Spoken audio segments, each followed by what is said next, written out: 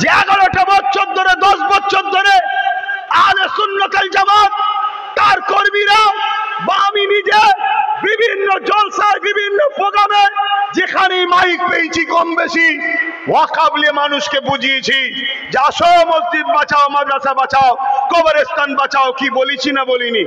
আপনাদের এলাকাও তো বহু জায়গায় বলেছি, কিন্তু সেই সময় অনেকে আমাকে গালি দিয়েছিল, ছোট বড় কথা বলেছিল, আমি সব ভুলে গিয়েছিলাম।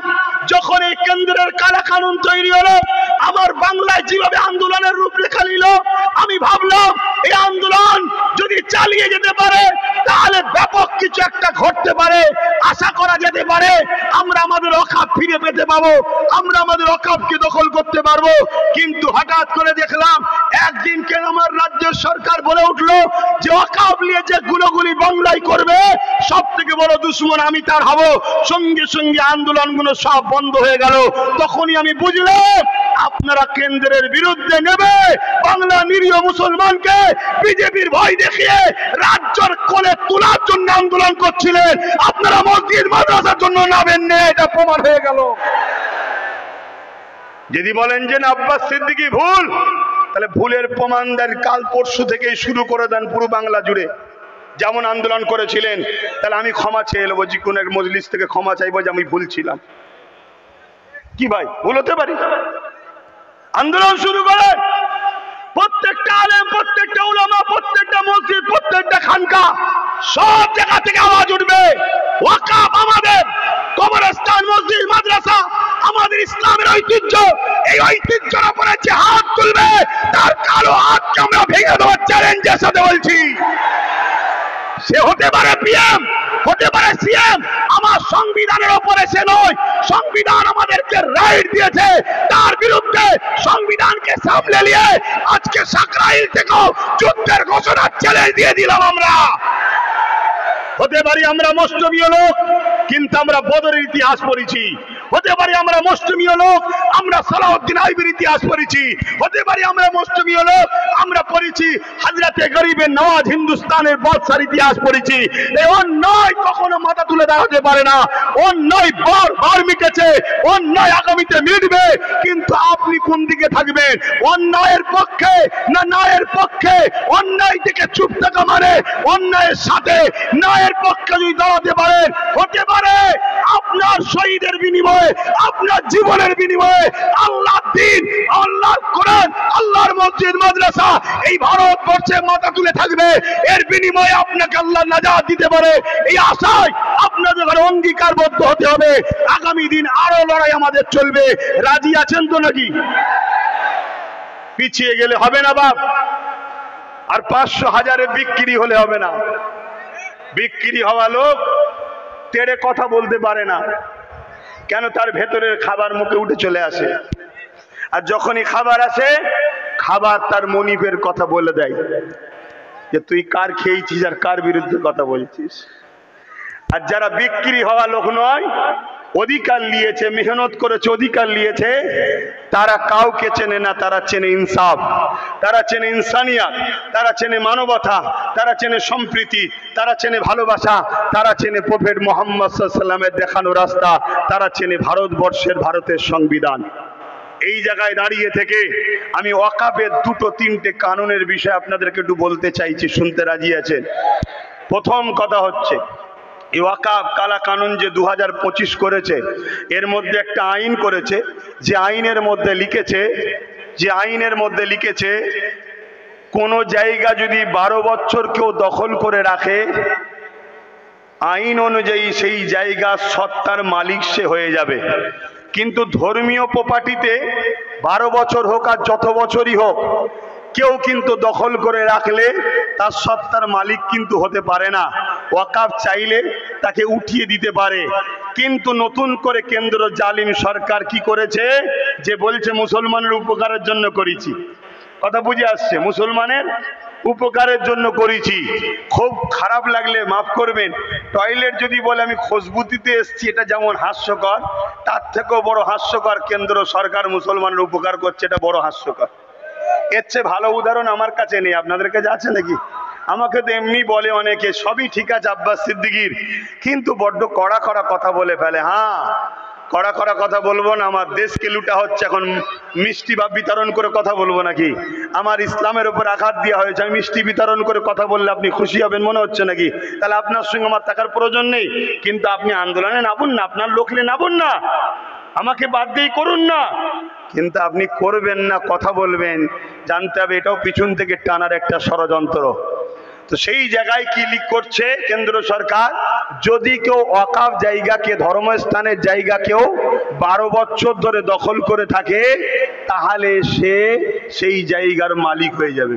কেন্দ্র সরকার অলরেডি 2014 থেকে এসে পুরো দেশ জুড়ে ওয়াকাফকে জায়গাকে দখল করে রেখেছে। আমি চিন্তা করে দেখছিলাম যে রাজ্য সরকার, আমাদের তো আন্দোলন ওয়াকাফ কালাকানুনের বিরুদ্ধে, ইনার হঠাৎ করে মাথায় ব্যথা হলো কেন? ইনি হঠাৎ করে এত রেগে গেলেন কেন যে বাংলায় যদি কেউ ওয়াকাফ কেলে গুলোগুলি করে তার সব থেকে বড় দুশ্মন আমি হব? এই মাথা গরমের কথা কেন বললো? উনি কি ট্যাবলেট খেয়েছিল সেই সময়? যেমন আজকে কেউ বলছে আমি বারবার ওষুধ খাই তাই আমার হুঁশ নাই। আমি জানি না ওই দলে কি সবাই কম বেশি ওষুধ খাই কি আমার জানা নেই। তো এত বড় কথাটা কেন বলতে গেল? আমি চিন্তা করে দেখলাম, এই ভাই একটা বিচখানে কথা এলো জানেন তো নাকি? কেউ একজন বলল না যে আমি ওষুধ খেয়েছিলাম তাই আমার পুলিশ বন্ধুদের মা বোনলে পরিবার নিয়ে গালিগালাজ করছিল, শুনছেন না? আমার পুলিশ বন্ধুদেরও বলি, সিট দ্বারা সোজা করেন, সিট দ্বারা সোজা করেন। যাদের সিট দ্বারা সোজা আছে তাদের মা বোনকে কেউ ধমকাই না, চমকাই না, তাদের মা বোনলে কেউ খারাপ কথা বলে না, কেন জানে সিট দ্বারা সোজা আছে, পাছা লাল করে ফেলবে। আর যারা প্রশাসন সেজে সিট দ্বারা বিক্রি করেছেন সেই প্রশাসনদের জন্য আমাদের দুঃখ হয়। আজকে কত অপমান বলেন তো? আমাদের যারা রক্ষক, আমাদের যারা নিরাপত্তা দেয় সেই প্রশাসন আজকে নিরাপদ নেই, তার বোন, তার বেটি, তার মা নিরাপদে নাই, তাকে হুমকি দেওয়া হচ্ছে, তার মা বোনের স্নানে নোংরা কথা বলা হচ্ছে। এটা কি আমাদের জন্য খুশির খবর না দুঃখের খবর? অত্যন্ত দুঃখের খবর। কিন্তু আমি বলে যাচ্ছি কিছুই হবে না, দেখবেন দেখবেন ওকে আরো বড় পদে দেওয়া হবে, ওকে আরো বড় কোনো জায়গায় পৌঁছে দেওয়া হবে। কেন? ও আজকের বাজারে ঠিক কথা বলেছে, এটাই প্রমাণ দিতে চাইছি। তো যাক, আমি ও বিষয়ে যাচ্ছি না। আমি বলতে চাইছি কি, রাজ্য সরকার বিরোধী করার কারণ কি? কেন আইনটা করেছে কেন্দ্র সরকার, আন্দোলন হবে কেন্দ্র সরকারের বিরুদ্ধে। লোক আন্দোলনে গিয়ে বলবে মোদি হাটাও, বিজেপি হাটাও, ফ্যাসিস্ট কেন্দ্র সরকার মুর্দাবাদ। এটাই তো হবে নাকি প্রোগ্রামে? এখানে দিদিমণির হঠাৎ মারা গরম হলো কেন? আমি অনেক চিন্তা করে দেখলাম, ও আইনের মধ্যে লেখা আছে 12 বছর কেউ যদি ওয়াকাফ দখল করে রাখে, মসজিদ, মাদ্রাসা, কবরস্থান, ঈদগাহ জায়গা, সেটা তার হয়ে যাবে। দিদি দেখছে এই আইনটা যদি চালু হয়ে যায়, অলরেডি আমি আমার চামচারা 75,000 বিঘে জায়গা দখল করে রেখেছি বাংলায়। কত? এই জন্য বলেন, সব রেকর্ড হচ্ছে, রেকর্ড হচ্ছে। রাজ্য সরকার 75,000 বিঘে জায়গা ওয়াকাফের, মসজিদ, মাদ্রাসা, কবরস্থান, মুসলমানদের বাপ দাদার দান করা সম্পদ, ইসলামের সম্পদ, 75,000 বিঘে জায়গা কম বেশি রাজ্য সরকার দখল করে রেখেছে। 13 বছর চলছে। 12 বছরের আইনটি যদি লাগু হয়ে যায়, সব সম্পদের মালিক রাজ্য সরকার হয়ে যাবে।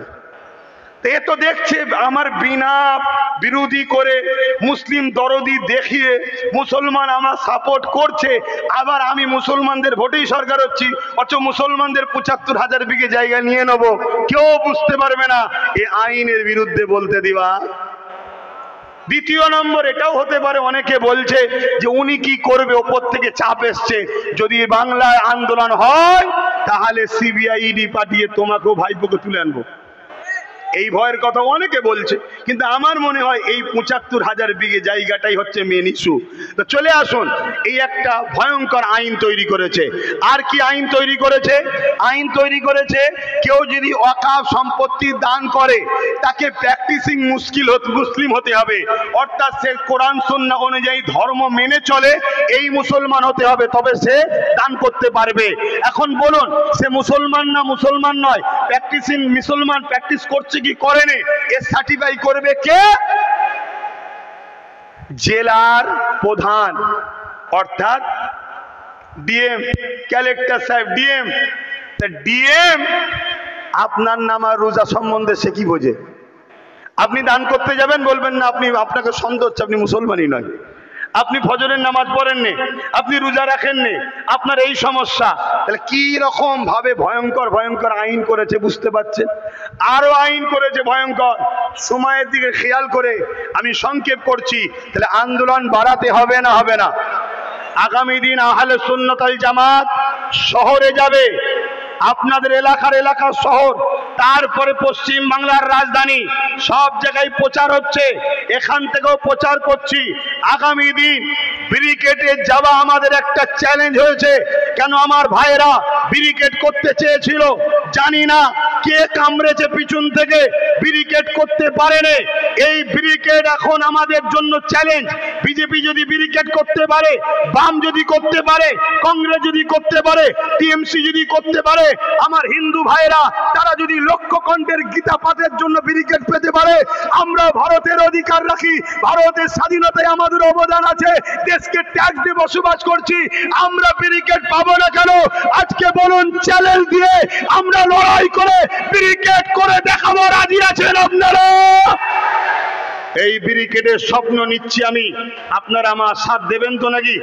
গাড়ি ভাড়া দিতে পারবো না, খাওয়া দিতে পারবো না, কারণ আপনাদের ঘরে খাইয়ে আর ভাড়া দিয়ে ভর্তি করে সব, আর এই অভ্যাসটা ভেতরে ঢুকে গেছে। এখন বলুন, বিনা গাড়ি ভাড়া বিনা খাবার নিয়ে নিজের পয়সায় নিজের গাটের খরচ করে কারা কারা আমার ডাকে ব্যারিকেড যেতে রাজি আছেন? হাত তোলে। এ হাত ঠিক তো নাকি? হ্যাঁ, যেভাবে বাংলায় ঘুরছি, যদি সবাই হাত সত্য হয়, আমি চ্যালেঞ্জ দিচ্ছি, স্বাধীনতার পর থেকে তার আগেও ওই ব্যারিকেড কখনো কেউ করেনি, আর আগামী তো ইনশাল্লাহ করতে পারবে না। আমরা করে দেখাবো, আর আমরা প্রমাণ করব যে ব্যারিকেড কারো ব্যক্তিগত সম্পদ নয়, দেশের সম্পদ, দায়িত্বে কারো আছে, অবশ্যই তেনাদেরকে আমরা সম্মান করি, কিন্তু আমরা পাবো না কেন? এই জানার অধিকার, এই লড়াইয়ের অধিকার আমাদের আছে না নাই? দ্বিতীয় নম্বর ব্যাপার হলো এই ওয়াকফকে বাতিল করার জন্য দ্বিতীয় আর একটা অপশন হলো কি, আইন যখন হয়ে গেছে, যে আইন যখন হয়ে যায়, আইনের অস্ত্র দিয়ে আইনকে কাটতে হবে। আপনি আইনের বিরুদ্ধে ডাইরেক্ট যদি যান, আপনি তো তাহলে দেশদ্রোহী মামলায় জড়িয়ে যাবেন। তাহলে আপনাকে আইন যখন হয়ে যায়, আইনের অস্ত্র দিয়ে আপনাকে কাটতে হবে, ঠিক না বেটি? গায়ের জোর দিয়ে কাটলে হয় না, প্রসেসিং এ কাটতে হবে। ওই প্রসেসিংটা কি? Supreme court. Supreme court. আজকে বলুন, একজন সাধারণ মানুষ সুপ্রিম কোর্টে যাওয়া, আর আমাদের সবার প্রতিনিধিত্ব যিনি করছেন মাননীয় সিএম, তিনি যাওয়া দুটো এক না আলাদা? তিনি যাওয়া মানে 10.5 কোটি লোকের যাওয়া, তিনি কি গেছে? জোরে বলুন, গেছে? অথচ তিনি বারবার কলকাতার রেড রোডে উঠে কি বলতো? বিজেপিকে হাত থেকে বাঁচাবার জন্য আমায় ভোট দাও, আমি পুরো দেশে মুসলমানকে বাঁচাবো। মানে ঢপ মারার একটা লাইন আছে, পুরো দেশে বলছে, রাজ্যই বললে আলাদা কথা হতো। আজকে ঠিক আছে, আপনি যদি আমাদেরকে বাঁচাতেই চান বিজেপির হাত থেকে, বিজেপি যখন কালা কানুন তৈরি করেছে, যেখানে তেলেঙ্গানা কি বলে তামিলনাড়ু যাচ্ছে, বিভিন্ন আরো রাজ্য কেস করছে, 8টা রাজ্য কেস করেছে, আপনি কেন গেলেন না? আপনাকে অবিলম্বে কেস করতে যেতে হবে। আর যদি কেস করতে যান, তাহলে 26-এ দিল্লি চলে যান, বলবো না, যার যাকে ভালো লাগে তার সাথে থাকবে, এটাই বলবো। আর যদি আপনি না যান, তাহলে 26-এ মসজিদ মাদ্রাসা কোরআনের বিরোধীতে ঘরে দিল্লি চলে যাও বলা দরকার। ইমানের দায়িত্ব আছে না নাই? হাত তুলে বলতে হবে, আল্লাহকে সাক্ষী রেখে বলার দায়িত্ব আছে না নাই? দ্বিতীয় 3 নম্বর কথা, কিন্তু নওশাদ গেছে সুপ্রিম কোর্টে, যাকে এই মুসলমানরা বিজেপির দালাল বলেছিল, তাই তো নাকি?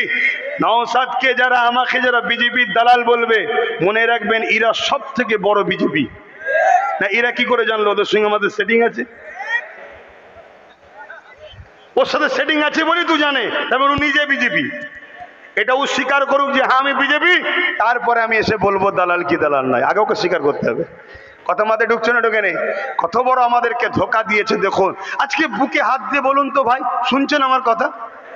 বুকে হাত দিয়ে বলুন তো, এই মুহূর্তে ধরুন পশ্চিমবাংলায় যিনি সরকারে আছে উনি বসে আছে, মাননীয়া বসে আছে, কিন্তু আমি ওই যে বলেছিলাম না 21-এ 3টে পায়া ওনাকে দাও, একটা আমাকে দাও, বলেছিলাম না?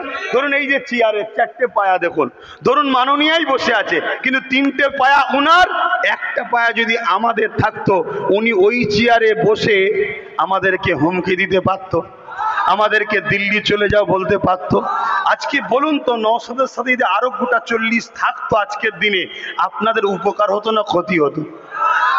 তাহলে আপনারা নিজেদের ভুল করেছেন না করেননি? তাহলে 26 ভুল করবেন? হ্যাঁ, নিজের পাওয়ার তৈরি করুন। মনে রাখবেন, লোহা না হলে লোহাকে কাটা যায় না। এটা আপনাদেরকে বুঝাবার জন্য বললাম। তাহলে 3 নম্বর অপশন। দ্বিতীয় হলো সুপ্রিম কোর্ট কেস। কিন্তু সুপ্রিম কোর্টের উপরে আমাদের ভরসা আছে না নাই? আস্থা আছে না নাই? দেশের নাগরিক হিসাবে থাকতেই হবে। নাই কিসের নাগরিক সে? কিন্তু সুপ্রিম কোর্টের যিনারা বিচারক, তিনারা তো মানুষ নাকি?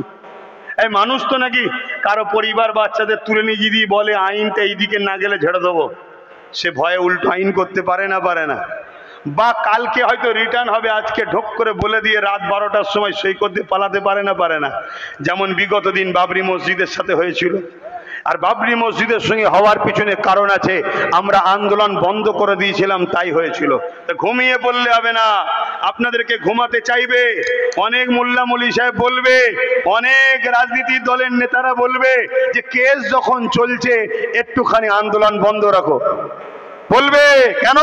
আন্দোলন বন্ধ হলে ওখানে রায় উল্টো হওয়ার সম্ভাবনার চান্স বেশি হবে, আর আন্দোলনের তীব্রতা বাড়লে মনে রাখবে ওখানে আইনের রাস্তাটা শক্ত হবে।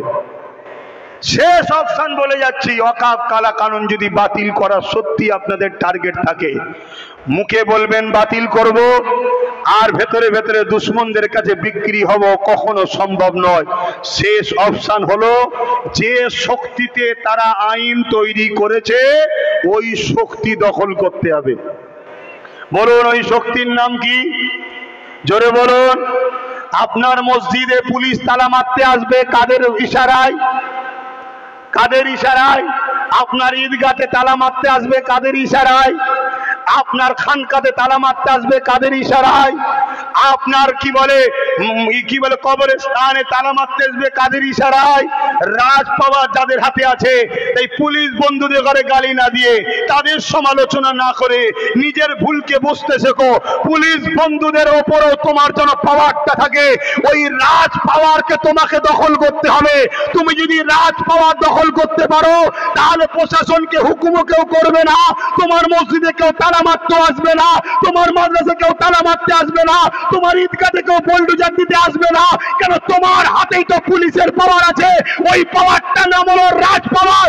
এই রাজ পাওয়ার দিয়ে যেমন আইন করেছে, আগামী দিন আসো আমরা গর্জে উঠি, রাজ পাওয়ার তৈরি করি। হতে পারে 5 বছর 10 বছর সময় লাগবে, কিন্তু অবশ্যই আমরা আমাদের সম্পদকে ফিরে পাবো। এই পাওয়ারের দ্বারা ফিরে পাবো। আপনারা কি নিজেদের ঐতিহ্যকে বাঁচাবার জন্য দালালি ছেড়ে দিয়ে, দলদাস ছেড়ে দিয়ে নিজেদের রাজ পাওয়ার করতে রাজি আছেন? রাজি আছেন? রাজি আছেন? রাজি যদি থাকেন তাহলে লড়াইটা গ্রাম থেকে শুরু করুন। গ্রামের 2-10টা দালালের বিরুদ্ধে আপনি লড়তে পারেন না, তো কালকে AK-47 এর সামনে লড়াই করবেন কি করে? আপনি প্রথম গ্রামের 10টার সঙ্গে লড়াই করা অভ্যাস করুন।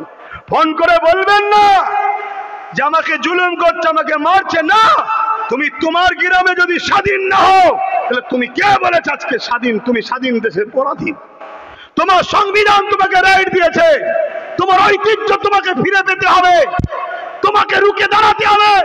ওই দাঁড়াতে গেলে প্রথমে তোমাকে তোমার গ্রাম থেকে উঠতে হবে। গ্রামের 2-10টা যারা আছে তাদেরকে বুঝাও, পরিবর্তন হও। সে যদি মুসলমান হয় পরিবর্তন হবে, মুনাফেক যদি হয় তোমার লড়াই আসবে। তা মুনাফেক যদি তোমার মসজিদের দুশমন তোমার বিরুদ্ধে আসে, তুমি তার সঙ্গে কি ব্যবহার করা দরকার তুমি জানো না? জোরে বলো, জানো না? অতএব ওখান থেকে লড়াই শুরু করে প্রত্যেকের গ্রাম থেকে লড়াই করে উঠুন। এবং এই কথাটা আপনাদের দায়িত্ব নিতে হবে, প্রত্যেকটা SC/ST সমাজের কাছে প্রচার করতে হবে যে ভাই, শুধু আমরা মুসলমান বিপদে আছি তা নয়। আজকে SC/ST হওয়ার জন্য, অছুত হওয়ার জন্য তোমার সমাজের বহু ছেলেকে স্কুলে ভর্তি নিচ্ছে না। তোমরা দেখো উত্তরপ্রদেশের দিকে তাকিয়ে, ঘোড়ার পিঠে চেপে বে করতে যাওয়ার জন্য, ছোট জাত হওয়ার জন্য জন্য তাকে পিটিয়ে পিটিয়ে মারছে, আজকে তাকে ধর্মস্থানে ঢুকতে দিচ্ছে না। ভাই শোনো, আমরা মুসলমান আছি বলে তোমরা সম্মান পাচ্ছ, না হয় তোমাদেরকে অছুত বলে তোমাদেরকেও আঘাত করা হবে। অতএব আসো, দেশ তোমার, দেশ আমার, এসসি এসটি মুসলিম আদিবাসী দলিত সাঁওতাল বাগদি সমস্ত গরিব পিছিয়ে পড়া মানুষ এক জায়গায় হও, সংগঠিত হও, এক জায়গায় হও। আগামী দিন শুধু ওয়াকফ নয়, সংবিধান বাঁচাও, দেশ বাঁচাও, দেশের সর্বশ্রেণীর গরিব মানুষের অধিকার বাঁচাও।